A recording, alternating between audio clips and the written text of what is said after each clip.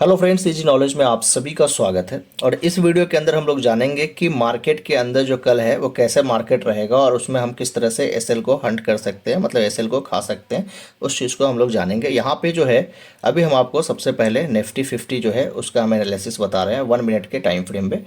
देखिए, मार्केट ने आज क्लोज किया 24,454 पे, और 24,454 पे क्लोज किया। तो एक चीज़ यहाँ पे देखिएगा कि कल जो मार्केट यहाँ पे जो आपको छोड़ के गया था, तो यहाँ पे जो भी सेलर बचे हुए थे उन सेलर को जो है इसने क्या किया, पहले प्रॉफिट दिया और उसके बाद यहाँ पे फिर से मार्केट लाकर क्लोज किया। तो यहाँ पे जो भी सेलर थे वो सेलर क्या हो गए, भाग गए, क्योंकि इन सेलर को फिर से यहाँ पे 0 पॉइंट लाकर दिखा दिया।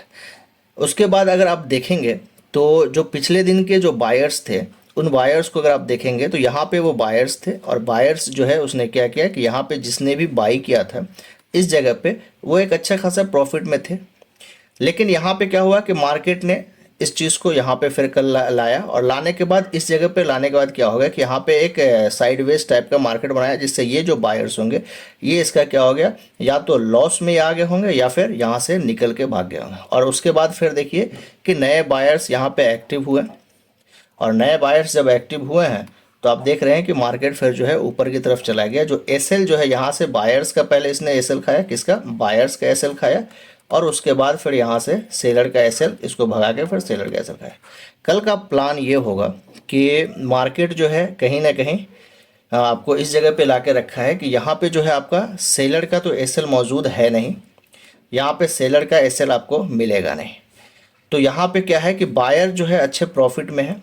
अगर ये गैप डाउन खुलता है, समझ लीजिए कि अगर 100 पॉइंट्स के आसपास अगर ये गैप डाउन खुलता है या 50 के आसपास अगर खुलता है, तो पहले ये जो बायर्स हैं इसका एसएल हंट करने की कोशिश करेंगे। पहले इस बायर्स का एसएल हंट करेंगे क्योंकि यहाँ से एक अच्छा बाइंग हुई है, फिर उसके बाद इस बायर्स का हंट करेंगे। अगर यहाँ पे गैप डाउन खुलता है तो ये बायर्स ऑलरेडी भाग जाएगा, और जिसकी वजह से फिर इसको भी टारगेट बनाया जा सकता है अगर गैप डाउन होता है। तो गैप अप अगर खुलता है, समझ लीजिए कि 24,500 के ऊपर अगर गैप अप खुलता है तो फिर यहाँ से आपको 24,728 तक देखने के लिए मिलेगा, क्योंकि इस बीच में कोई भी एसएल नहीं है और ये मार्केट एक एसएल क्रिएट करने के लिए पहले भगाएगा, फिर उसके बाद यहाँ से रिवर्स हो सकता है 700 के आसपास से। ठीक है, अगर 500 के ऊपर अगर मार्केट जाता है तो ये चीज़ एक हो गया आपको जो समझना है। उसके बाद अगर आप देखेंगे तो 3 आवर्स के टाइम फ्रेम पे हम आपको दिखाना चाह रहे हैं।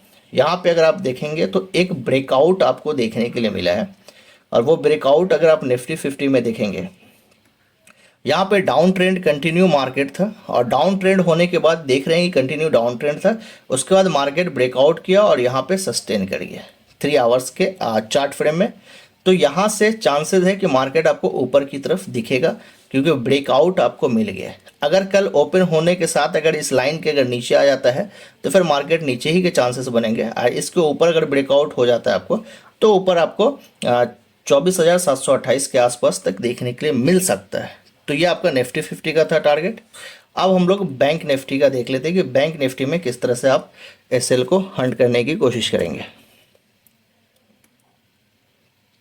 देखिए, बैंक निफ्टी में 3 आवर्स के अगर चार्ट फ्रेम पे देखिएगा तो मार्केट पूरा साइडवेज था जो आपको दिख रहा था, लेकिन यहाँ पे इस 52,000 जो है इसका ब्रेकआउट मिला है। तो 52,200 का ब्रेकआउट आपको देखने के लिए मिला। तो यहाँ पे क्या है कि ब्रेकआउट देने के बाद ये सस्टेन कर रहा है 3 आवर्स के चार्ट फ्रेम पे, लेकिन कहीं ना कहीं ये जो आप देख रहे हैं ये एक अच्छा रेजिस्टेंस लिए हुआ है। जो रेजिस्टेंस अभी ब्रेकआउट नहीं हुआ वो आपको 52,369 के आसपास पे, मतलब समझ लीजिए कि 52,350 पे ये रेजिस्टेंस लिया हुआ। अगर इसे गैप अप के साथ अगर तोड़ता है तो फिर मार्केट आपको अच्छा खासा ऊपर देखने के लिए मिलेगा। अगर इसे गैप डाउन के बाद अगर इस जोन के अंदर मार्केट अगर आता है तो फिर आपको 52,200 के अंदर में अगर मार्केट अगर आ जाता है तो फिर यहाँ पे आपको चांसेस नहीं है। ये तो आपको लॉन्ग पीरियड में देखें, लेकिन एसएल हंटिंग के लिए अगर आप देखेंगे 1 मिनट के टाइम फ्रेम पे छोटा सा टारगेट आपको देखने के लिए मिल जाता है।